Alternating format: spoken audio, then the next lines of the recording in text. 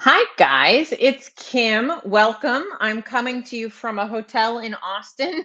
So, not that exciting of you. It was very hard to figure out what angle to set things up at. It's not a giant room, it's a beautiful hotel, but not a giant room. So I was like, well, we've got the bathroom door here, it's a little slider.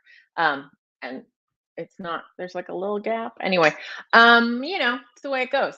The other view was like the bed, which is right here. And that was like kind of a weird backdrop. I thought, I don't know. We're not, we're clearly just making do tonight, but hopefully that won't upset anyone. I am currently, you never know what temperature you're going to be. So anyway, I'm here in basically a swimsuit cover up and I don't know what's happening. But I'm here. I'm here. I'm in Austin because Ketocon is coming up in a couple of days, and I was visiting some friends here ahead of time and getting some stuff done before the events start. After this call, I am walking up the street and getting two bison patties for dinner because there's a restaurant right up the street that sells bison patties. So that's going to be exciting. And yeah, so that's what's what right now. I hope everyone is doing well that's tuning in. I'm streaming through StreamYard, both on YouTube and Facebook, wherever you are. If you could be so kind as to subscribe, like the stream, do all the things that social media likes, I would really appreciate it. So what did I do today? Well, I was working, it was drizzling a little bit, so my hair might show that one. I did a little shopping because it's very dangerous in Austin with a lot of really good stores, and did some work. And now I'm rounding out my evening with this call before I go and grab some food for dinner. So I hope everyone is doing well. And I am not partaking in the mini bar, which is next to me, because the prices of the mini bar are ridiculous. But I can show you that they actually do have. Um, is this a good choice? What's in here? Oh, uh, it's bison and bacon. So not bad. Some sweet and savory bison and bacon bits. Um, there's chicharrones. This is a great brand. Delicious, delicious. They actually make this near me in San Francisco. Um, this one is jalapeno cheddar. Not my favorite. I am a wimp when it comes to spice. Some of their flavors they add sugar to, but it's very little. And I actually don't think there's any sugar in this one. I think they got complaints and took it out. Anyway, yeah, no sugar in this one. The ingredients are fried pork skins, cheddar cheese powder, salt, jalapeno powder. Oh no, sugar. I just couldn't read it. And then some pork. It's this is but this brand they're fried in the rendered pork fat. So the sugar is a very minor ingredient. I don't really worry about it that much because it is the 0 grams of carbohydrates. But I know that this 4505 they make a salt and pepper one, I think, that doesn't have sugar in it. But for this, let's see, so there are 5 servings. Okay, who would like to discuss? This is not 5 servings. It's not 5 servings. Anyway, but this says it's 5 servings with 6 grams of fat and 7 grams of incomplete protein. So, but still not a bad, of hotel room type snacks, not a bad one. And very tasty. And they are not fried in crap oil, so that's always helpful. What else is in here? There's a lot of things like popcorn, not my bag. They do not charge you for moving the things in the mini bar, just for eating them. There's cookies, not eating those. There's all sorts of things I'm not eating. And then these guys. Are you familiar? Hey, Miriam, I'll see you in a few days. Are you familiar with these guys? These guys are lying liars who lie about them being low sugar. So let's discuss.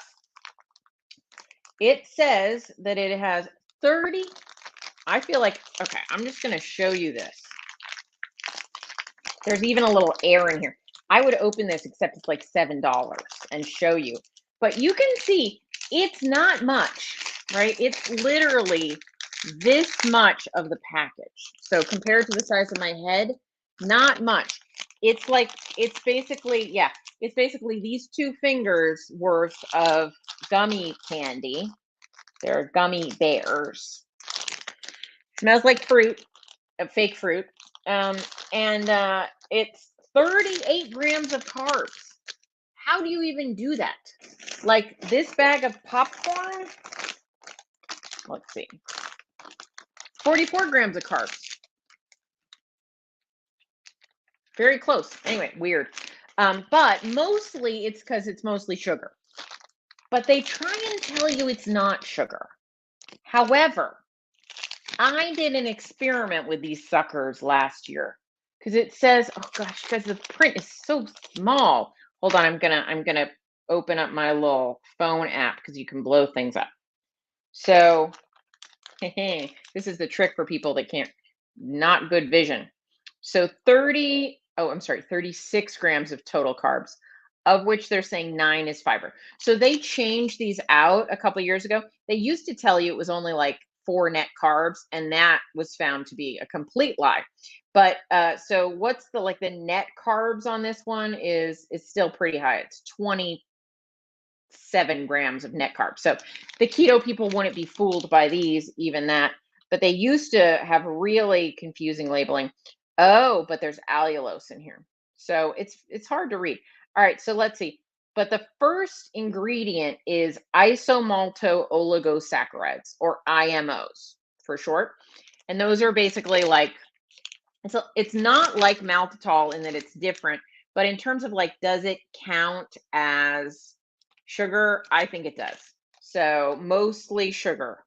Then there's allulose, then there's soluble tapioca fiber. So it's like just a lot of things. So anyway, when I had these last, I was about to say last year, when I had these, it was like 4 years ago, they shot my blood sugar up so high. I could have probably had regular jelly beans, so, or gummy bears. So anyway, and they're not that great. So anyway, these are liars who lie about their low carb content. Anyway, but that's what I had. So basically, what would I eat here in this mini bar? I would eat the bison and I would eat the chicharrones. But the good news is I can walk a half a block and get some bunless burgers. That's what I'm going to do because they're about the same price for the bunless burgers as the freaking chicharrones. Now, if I went to a store, it'd be much less, but you know how mini bars are. Anyway, um, Linda says I'm getting a room I can cook in. Fabulous. After tonight, I'm going to be staying in an Airbnb where I'll be able to cook. I'm just in a hotel until Ken and Nisha arrive, and we're going to stay together. So that'll be good. So what do we got? We got Silent Runner says, I like the Epic bars. Absolutely. Great thing to bring with you. Hey, already said hey to Miriam, but I'm really looking forward to seeing you in a couple of days.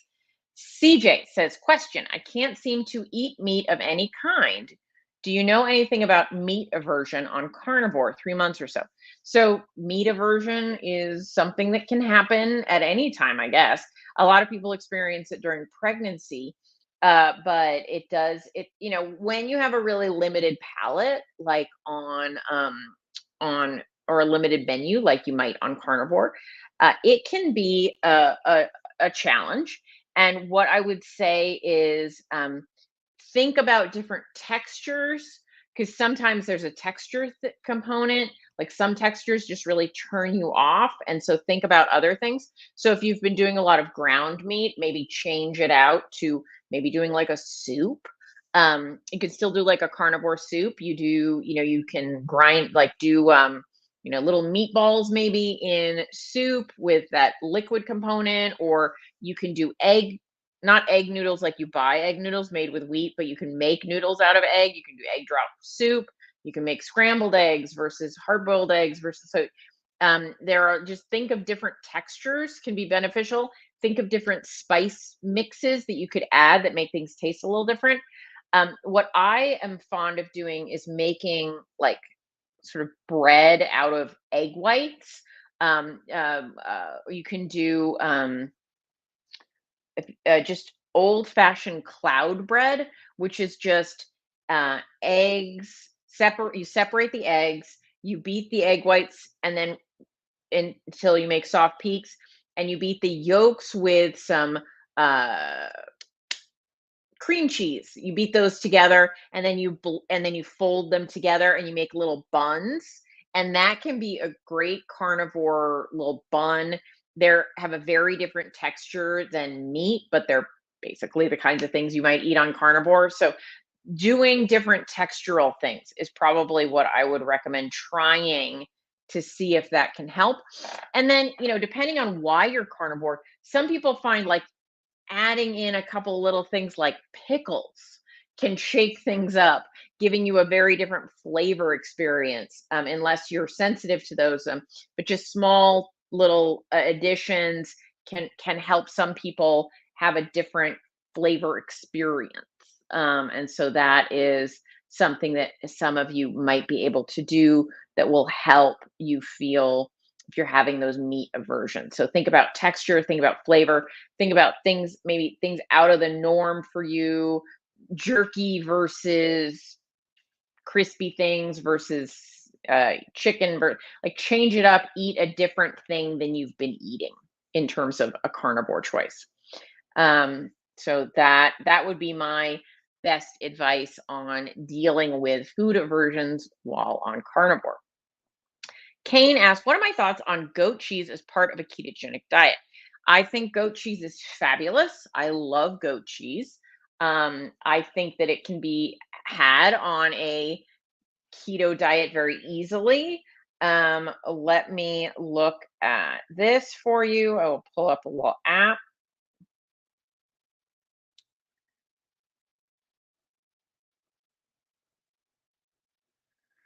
There's soft goat cheese with Chevelle. That's not right. My brain can't remember. Chèvre, not the car or whatever. Anyway, chèvre, soft goat cheese, is gonna be, let's see, if we did like a couple ounces of the soft goat cheese, you're looking at 0 grams of carbs or, very low, uh, 16 grams of protein, 18 grams of fat, just depending on the brand. So great choice.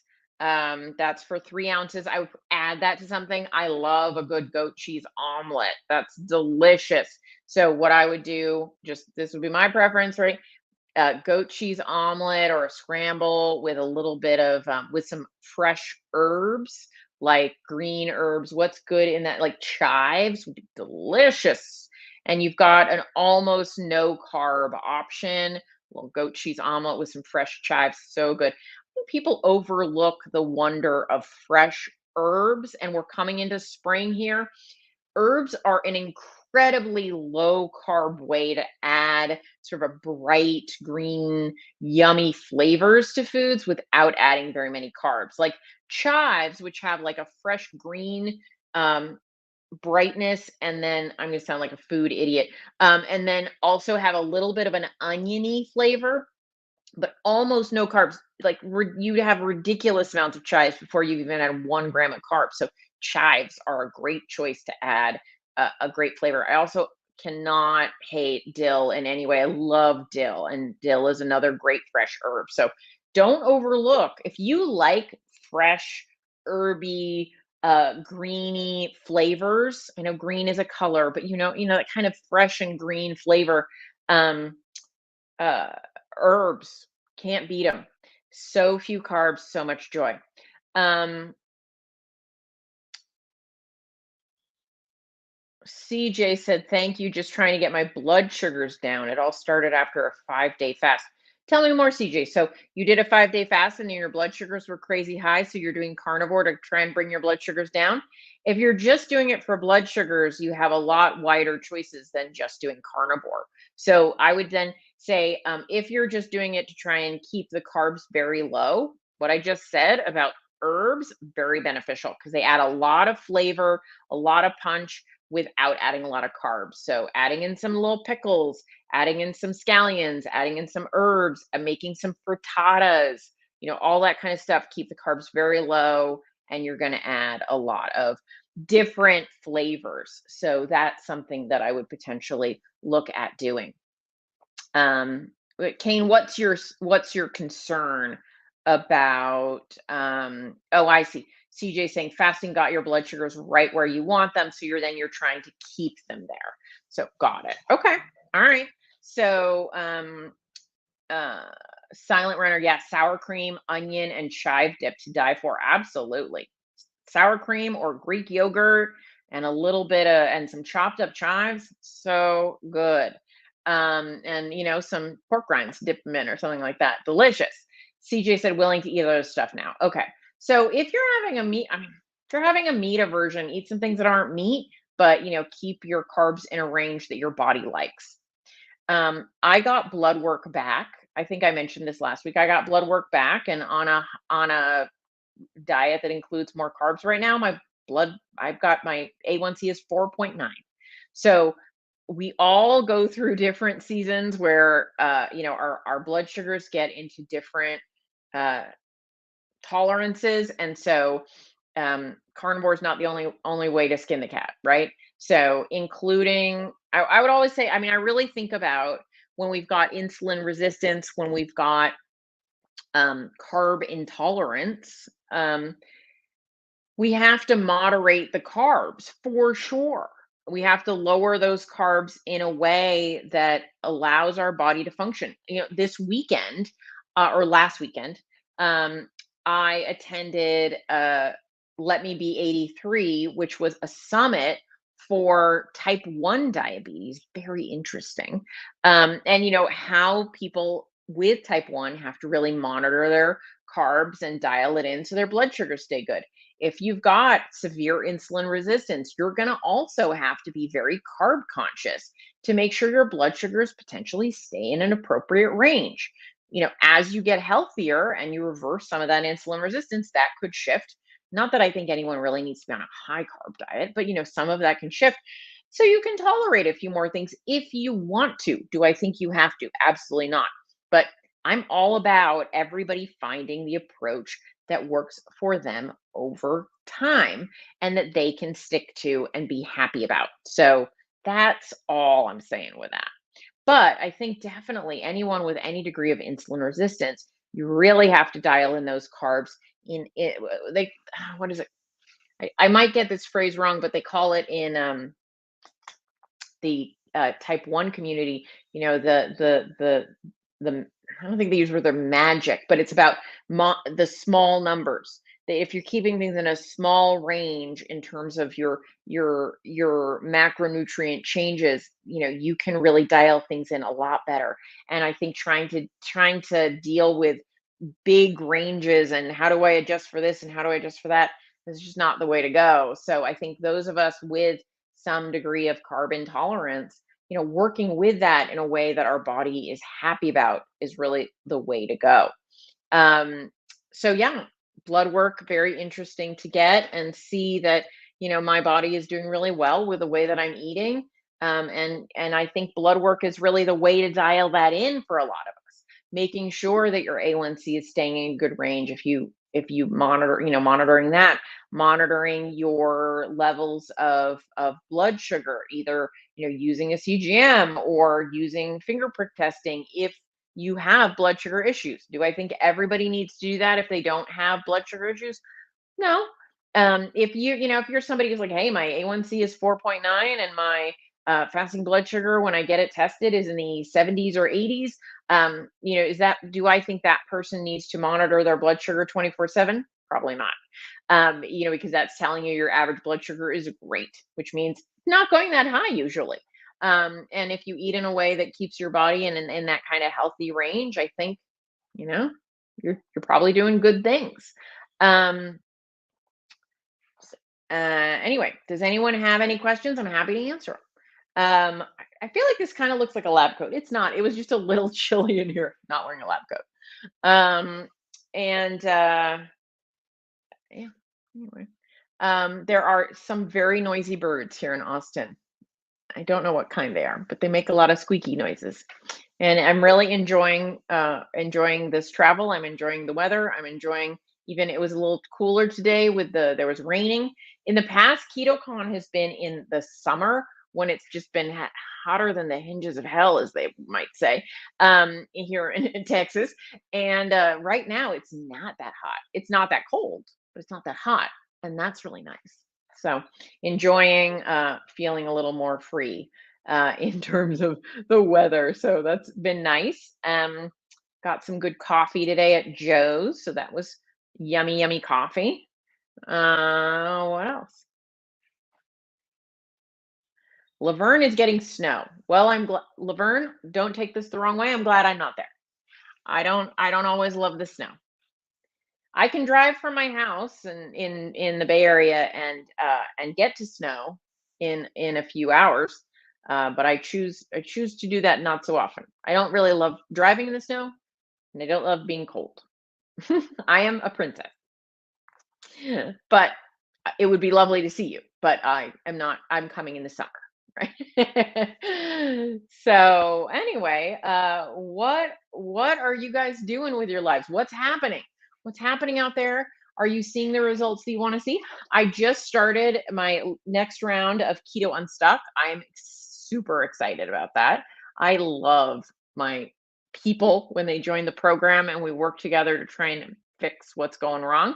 So that just started. So I'm not enrolling anymore for it, but you guys can join the next time if you'd like to. But I tell you, what we're going to work on is fixing some issues with people who struggle with falling off the wagon, not staying on, not being able to be super consistent. So we're dealing with that. And then we're also dealing with people who are struggling with what I'm doing should work based on everything I know. So why isn't it working? So kind of there's like two groups that tend to join, and so that's what we're doing. We work on both issues. What are your issues, you guys? If you're having issues, if everything's going amazing for you, I'm so excited for that. I love that. But if you have an issue, let me know. Corinne says I look fantastic. Thank you. I just literally threw on a swimsuit cover up because it was cold. So I appreciate the compliment. I did not put a lot of thought into the outfit for the evening. Appreciate that. Living in Oz said I had a blood draw last week. I was having severe hip pain at the time. I got my blood back yesterday and the glucose was 111. Could it have been elevated due to the pain? Yeah, absolutely. So when you're in physical pain, your cortisol rises. When cortisol rises, blood sugar rises. So yeah, absolutely. I would not put too much stock into that. It wouldn't have made your A1C go up if you got that tested as well. But if it was just your glucose, I would say go back and test again if your doctor was concerned about it, because that was probably due to the fact that you were in a lot of pain at the time. What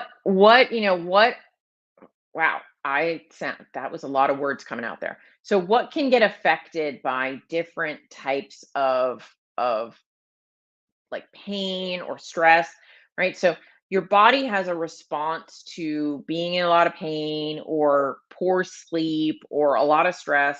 Generally speaking, that's going to raise your cortisol. That's going to have a lot of impact. It can raise your insulin levels. So your fasting insulin may be higher than normal. Your glucose may be higher than normal. Can affect your inflammation markers. Like not the cortisol actually lowers inflammation, but having physical pain, right? If you have an issue, maybe you're fighting off an infection. Your inflammation marker is going to be high. So there can be like little things in the short term that can make your blood work look terrible. So you got to want to address some of those things. Brooklyn said, "What types of foods or carbs do I need while exercising daily, or how many carbs do I need?" So you don't necessarily need any additional carbs if you're exercising just to get exercise. So let's say I'm going to set one group aside. So there's a specific group of people who are competitive athletes. I'm not talking to that group. They need to dial in their nutrition specifically. Am I saying you can't be a low carb athlete? Absolutely not. You can totally be a low carb athlete. But there are sort of different ways that somebody might do things if they're a competitive athlete or like somebody that works out and does athletics multiple hours of a day. Different category. Everyone else who's just trying to be a healthy human, who's getting some exercise in, and working out a reasonable amount of time just to be a healthy human does not, they don't need you carbs. Uh, if you'd like to eat carbs and you feel better eating carbs, you can eat carbs. But is there a requirement? Like you said, do I need while exercising daily? No. Many people do great exercising on a low to no carb diet. So it just kind of depends on where that's coming from. Um, some people say their workout goes better with a little bit of carbs, and other people say not at all. Now, if it's your first month of keto, you might um, find you're still adapting, and that might be a struggle, but you don't, just to have a normal workout, you don't really need carbs. You might need electrolytes though. So I would definitely drink something like an element or get some extra salt in. So that will help you feel more energized during your workout. You probably need some electrolytes. Um, if you want to look at keto gains or at keto savage, those are both very low carb um, athletes, and you can see what they do for the experience. But yeah, but if you are a competitive athlete, that's going to be different. Hey, Indigo, Neely, I guess I should say Neely. Whenever I see your name written, I always want to start by saying the first name. Hey, Neely. I'm super excited to meet you in person. That's going to be super fun. You'll have to come over. Yeah, we'll definitely hang out. Um,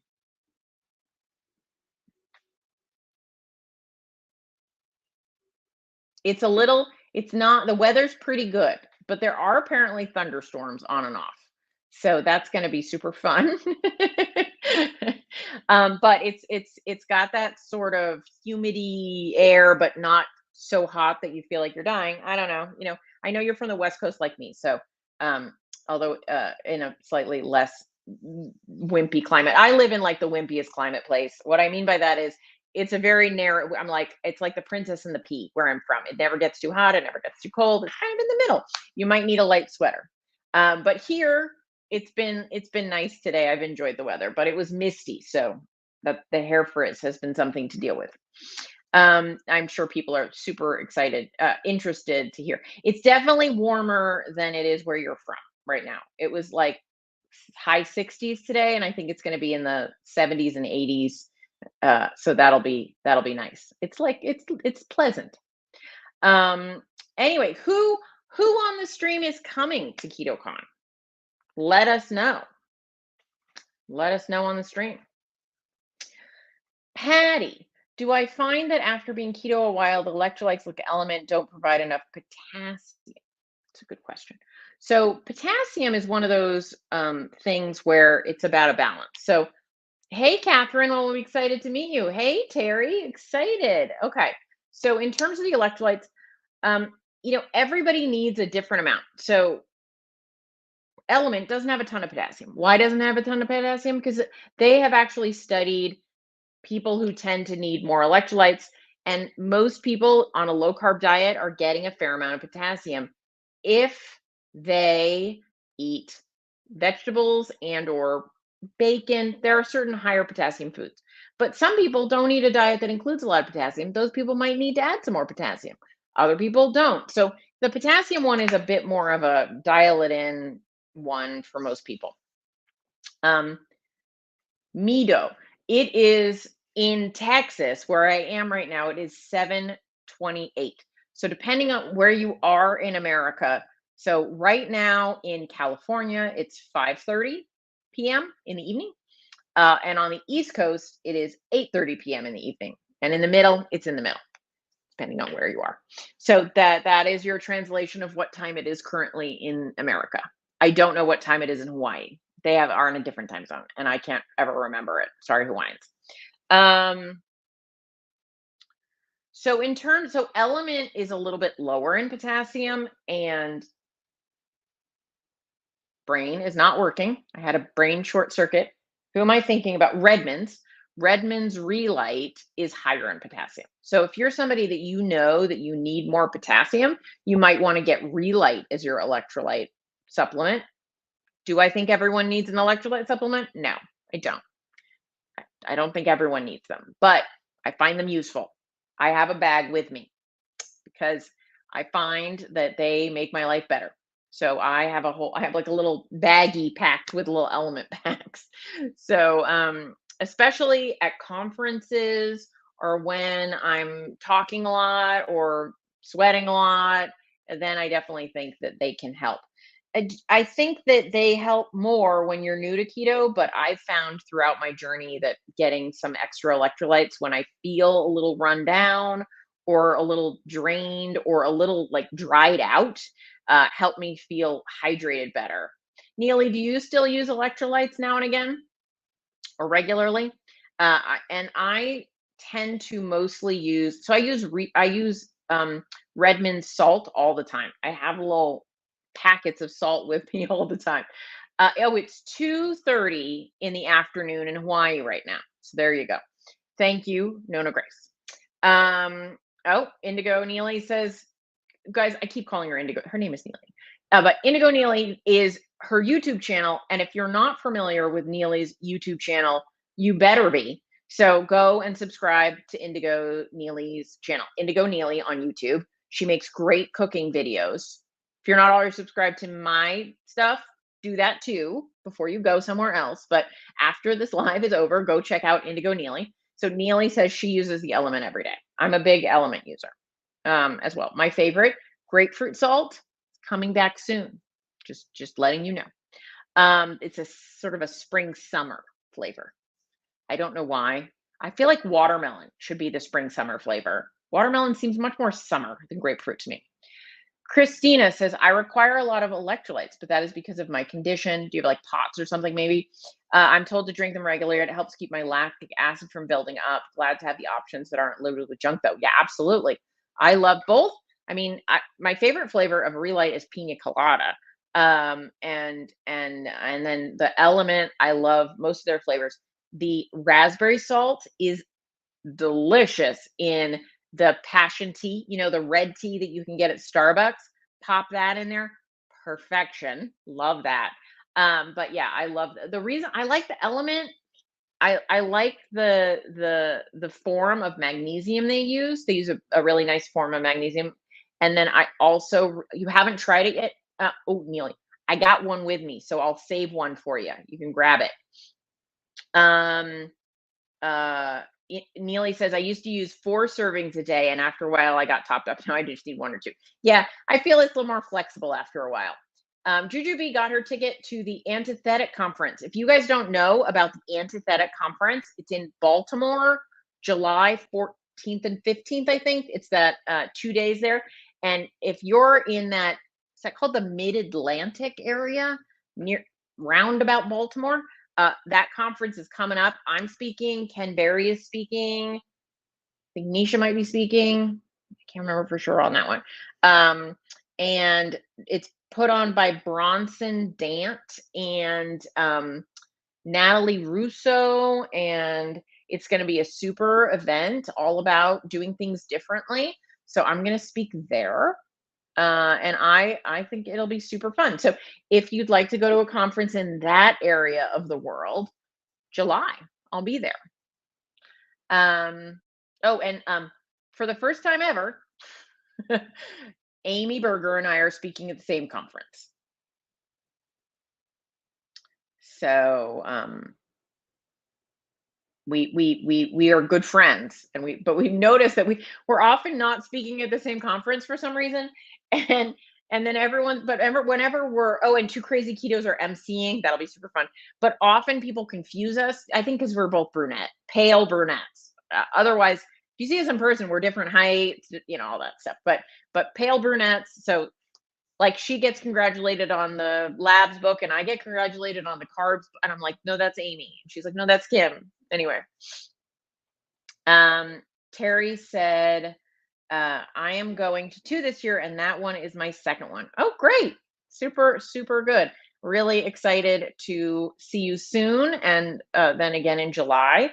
I am not speaking at Ketocon, but Dr. Berry and Nisha Berry are going to have a booth, and we'll be at the booth to sign books at different times. So if you don't yet have a labs book and you want one, God willing, the books have arrived. I'm always a little nervous before I see things in person, but they have shipped. I got the notification, but we'll have some copies of the book, of the Common Sense Labs book and Niche and My Cookbook, and signing will be happening at Ketocon at certain times. So we'll have that ready to go for you guys if you're here. You can still order it online if you're not here. And any conference you run into us at, we'll be happy to sign it for you. All right. All right. What else, guys? What else? Jujube, I love Two Crazy Ketos. They're so sweet. Joe and Rachel, so sweet. Love them. Love them so much. Um, Jacqueline said I got one but won't be there. I'm sorry, Jacqueline, but I'm glad you got the book. Useful book, I think. I think anyway. I'm glad that you like it. I feel like so often it's just like I just need like I reference it all the time. People ask me questions, I'm like, let me look that up in the book. I know I wrote the book, but I mean, Ken and I wrote the book, but sometimes it's hard to remember all the numbers. So so I'm constantly using the reference part in the back. He's like, I remember all this. Anyway, yeah. What else, people, if you're not coming to conference and you want a book, commonsenselabsbook.com. Don't use the www. It doesn't work. Just commonsenselabsbook.com and you'll get there. Terry says, is the cookbook the same holiday one you did around 2019 or did you do a new one? It's the same one we did in 2019. I have two cookbooks. One's called Our Holiday Table. So Nisha and I did that one in 2019. However, for this year, we updated it. So it's got about twice as many recipes. So there's some overlap from the first one, but it's about twice as it's longer than this book. It's got twice as many recipes as the one we did a couple years ago. So we've expanded. So if you have the original and you want to upgrade, just send me a message and I will get you the code to upgrade to the new book. There's a digital download or a physical book are available for those. So there you go. All right. Okay, PDF version. Yeah, Terry. So if you of the book, yeah, the PDF version is great.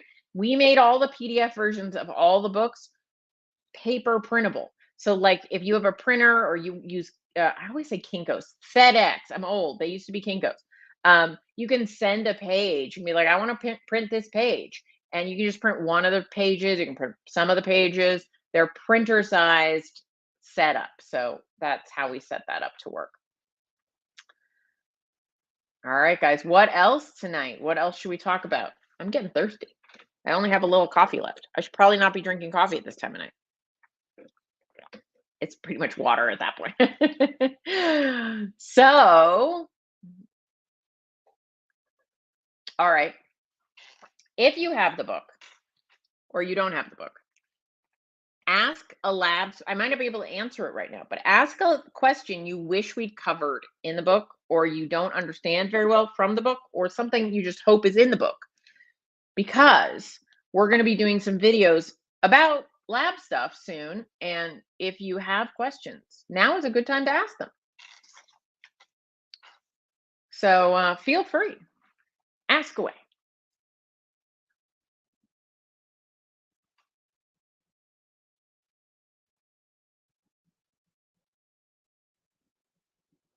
I feel like I need like Jeopardy music right now.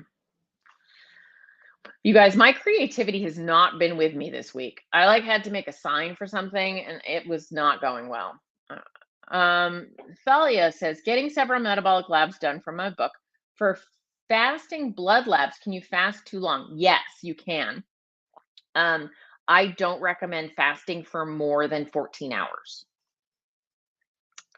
Lori, what's the best way to reduce belly fat or back fat? You cannot spot reduce fat. So if you want to reduce belly fat and or back fat, you just have to reduce fat. And that might mean that your legs or arms get skinnier than you want them to, because unfortunately, there is no such thing as spot reduction of fat. Now, if you have metabolic syndrome and you have visceral fat, which is fat in your organs that pushes your belly out, when you get metabolically healthier, that is gone. But if it's that jiggly fat, that's just on the outside, that's just body, that's just subcutaneous fat. You cannot spot reduce that. So, oh, you live in Canada and speak French. Okay, Mito. Um, uh, what's the best way? So yeah, so you can't. So losing body fat, same way as losing any body fat. Unfortunately, a lot of people end up with like they're genetically, maybe they have fatter hips and thighs. Other people have fatter bellies and back fat. So unfortunately, you just have to do the things that cause fat loss, which is generally eating less than causes fat gain. So, Jacqueline says, if I have been stalled for over a year and I want to see if there's a medical issue preventing me from lose weight, what should I test for? So I would definitely recommend getting a full, just basic metabolic panel. So in terms of your annual labs, if I was like, I don't understand, why would I want to do this? So you'd want to get your CMP, your CBC with diff. I would get a C peptide and a fasting insulin, your vitamin D25, DHEAS. I would get your ferritin and your sed rate, your fasting insulin. I already said that. Your GGT, your homocysteine, your HSCRP, a basic lipid panel, phosphorus, TSH, and then I would also get uric acid. I would get your TSA. I said TSH already. Your free T3, your free T4, and your reverse T3. And then I would also get your female sex hormones tested, which would be basically, I would get, let me make sure I have these right. Total testosterone, estradiol, progesterone, and your SHBG, your sex hormone binding globulin.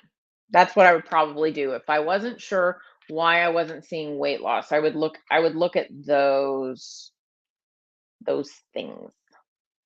I'm not saying you're going to find something there, but I would look at those things. Donna said, my son was diagnosed with fatty liver, too many carbs. Would those labs be in the book?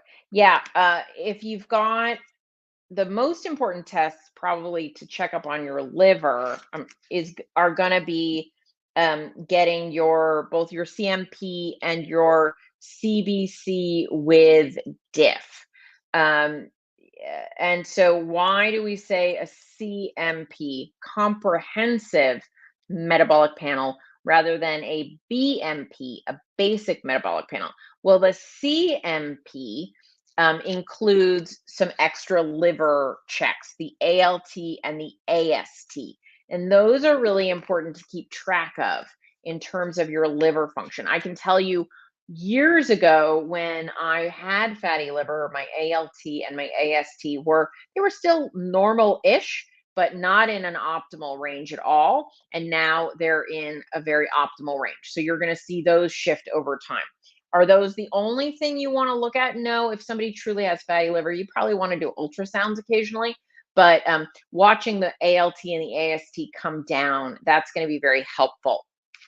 Linda asks, when are the Canadian values being ready? The next version, which will be ready by the end of the month of April, will include what are called SI units. So those are generally what Canada uses, I believe.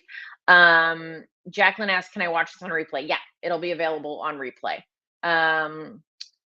So Lori said the extra fat through the back and middle. So you mentioned having had 6 kids. So one of the things to be aware of is that sometimes we think we have excess fat when we have excess skin. So if that skin in your abdomen got stretched out, potentially you might not have a ton of fat there. You might have just excess skin. You might have both, but something to be aware of there. Doctor ordered TSH with reflex to F4. Couldn't find it in the book. Yeah, that's not one we test. We suggest testing, so we don't have that one laid out. But if your doctor recommended it, then your doctor should be able to explain it to you. Yeah, absolutely. All right. All right, guys. I'm going to call it a night a few minutes early because I have been on back-to-back lives for the last 3 hours. So Jacqueline said, so page 16, 36, and 44. 16, yep.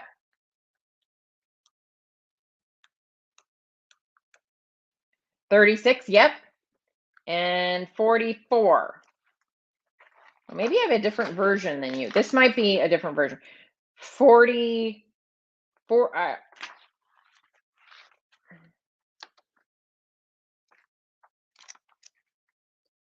Well, I can tell you it's female specific hormones. That one. You can find the list in the back in the reference. All right, guys. All right, guys. Well, I'll see you in a few days if you're coming to Austin or next week on the live. All right, bye, guys.